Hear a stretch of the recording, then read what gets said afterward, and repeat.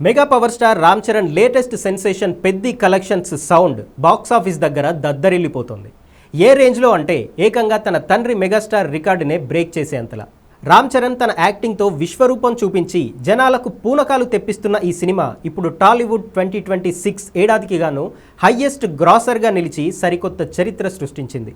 Release అయిన కేవలం 10 రోజుల్లోనే వరల్డ్ వైడ్గా ఏకంగా 378 కోట్ల గ్రాస్ రాబట్టింది. ట్రేడ్ పండితులకే ఒక రకంగా మతిపోయేలా చేసింది పెద్ది సినిమా. 2 తెలుగు రాష్ట్రాల్లో ఈ సినిమా ప్రీ రిలీజ్ బిజినెస్ సుమారు 135 కోట్లు జరగ్గా ఆ టార్గెట్ను ఈజీగా కొట్టేసి బ్రేక్ ఈవెన్ కూడా కంప్లీట్ చేసుకుంది. అంటే ఇక ఇప్పటి నుంచి కలెక్షన్ల రూపంలో వచ్చే ప్రతి రూపాయి డిస్ట్రిబ్యూటర్లకు లాభాల కిందే లెక్క. డొమెస్టిక్ మార్కెట్లో కలెక్షన్స్ ఎక్కడా డ్రాప్ అవడం లేదు. ముఖ్యంగా వీకెండ్స్లో అయితే థియేటర్ల దగ్గర హౌస్ఫుల్ బోర్డులు అదిరిపోతున్నాయి. నిజానికి ఈ ఏడాది మొదట్లో చిరంజీవి నటించిన మనశంకర వరప్రసాద్ సినిమా 300 కోట్లకు పైగా వసూలు సాధించి బిగ్గెస్ట్ గ్రాసర్గా రికార్డు సృష్టించింది.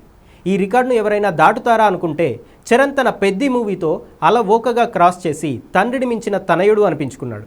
అయితే ఇండియాలో కలెక్షన్లతో కుమ్మేస్తున్న పెద్ది విదేశాల్లో మాత్రం కాస్త గట్టిగానే చతికిలపడింది.